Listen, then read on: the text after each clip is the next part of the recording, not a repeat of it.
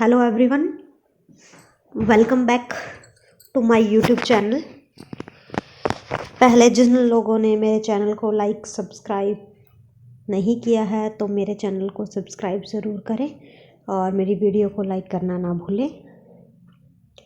इसके बाद आज हम चलते हैं पीजीटी एस्टेट 2020 के एग्ज़ाम के पीजीटी फिज़िक्स पार्ट के लिए। हम फिज़िक्स पार्ट के कुछ क्वेश्चंस को डिस्कस करेंगे, सभी नहीं कर पाएंगे यार एक ही दिन में, तो कुछ पार्ट्स में वीडियो आएंगी आपकी।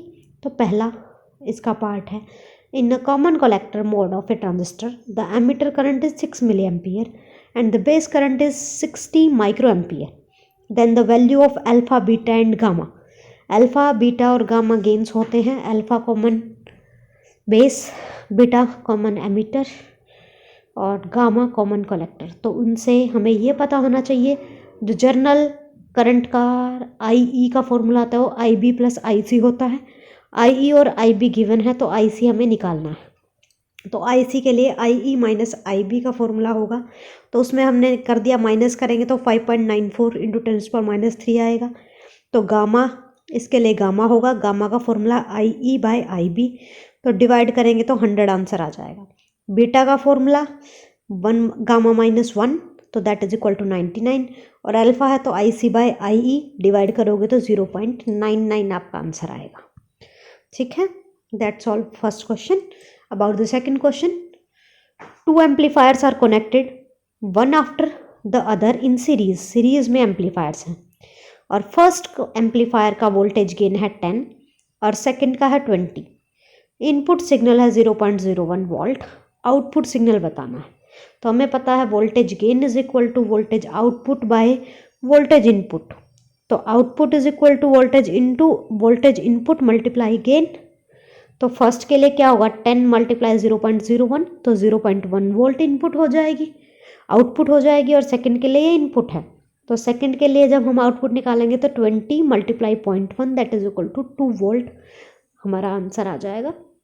Next question, a vector A when added to vector B, B vector दे दिया 3i plus 4j, gives the resultant vector that in the positive y-axis and magnitude equal to b, then the magnitude of a is, b का magnitude निकालना है तो 3 का square plus 4 का square का root that is equal to 5, यानी कि r का भी ये मैग्नीट्यूड 5 होगा। ठीक है, सीधी सी बात है, j डायरेक्शन में होना चाहिए तो 5j होगा। अब r 5j है, b हमारे पास है, तो a निकालना है तो सब्ट्रैक्ट कर दो। सब्ट्रैक्ट करोगे तो -3i प्लस j आपका आंसर आ जाएगा, r माइनस b करोगे तो। ठीक है, और इसका मैग्नीट्यूड निकालना है तो 3 का स्क्वायर प्लस 1 का square that is equal to -3 का स्क्वायर प्लस 1 का स्क्वायर दैट इज √10 मैग्नीट्यूड आपका आंसर आ जाएगा। ठीक है, that's next question, which of the following is most correct. Normal reaction या force is same as the wait.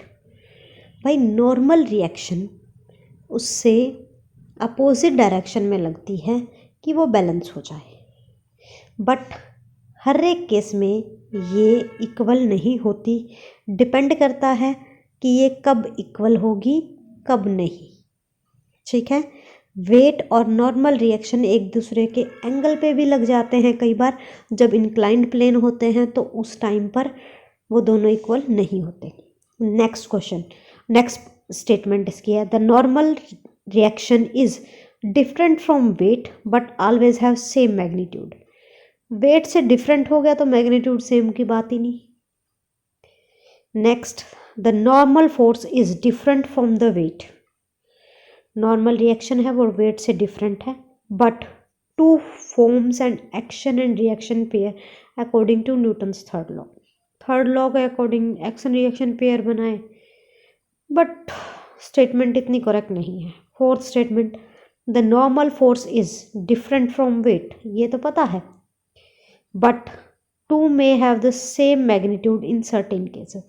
हाँ, उन कुछ केसेस में जब वो दोनों एक दूसरे के अपोजिट में लगते हैं तो वो डायरेक्टली एक दूसरे के इक्वल हो जाते हैं। ठीक है, तो हम ये कहते हैं कि वो तब इक्वल होंगे। ठीक है, तो last statement is our correct one. To reduce the resonance frequency in an LCR series circuit with a generator, क्या करना पड़ेगा कि रेजोनेंस फ्रीक्वेंसी को कम कर दे। रेजोनेंस फ्रीक्वेंसी LCR के लिए omega is equal to 1/√LC है, तो it means omega is inversely proportional to C। C बढ़ेगा, ओमेगा घटेगा।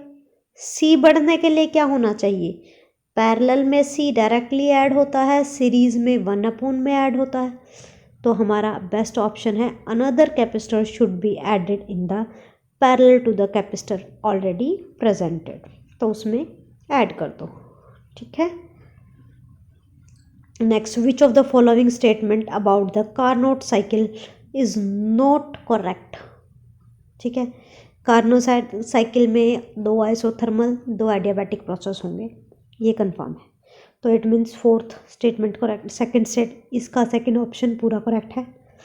To consist of isothermal and iso entropic process, constant entropy यानी कि delta S is equal to delta Q by T होता है।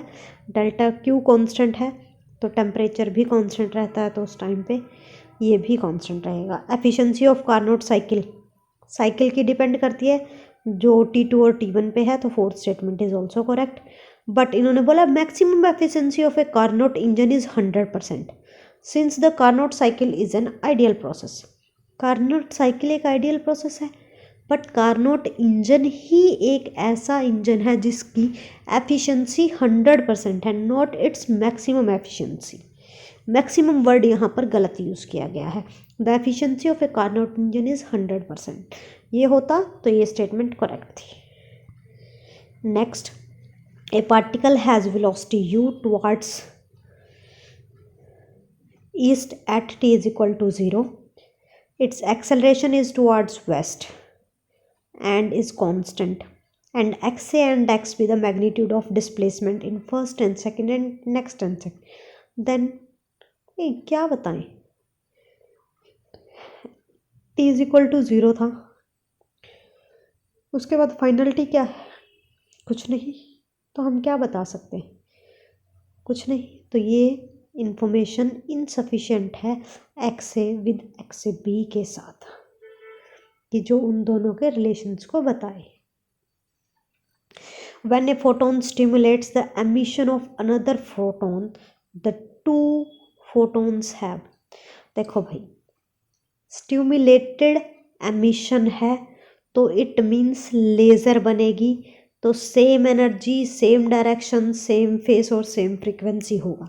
अगर सिर्फ when a photon emitted of another photon, emission process directly सिर्फ another का करे, कंपटन इफेक्ट से, स्कैटरिंग से, उसमें डिफरेंट डायरेक्शन होगी।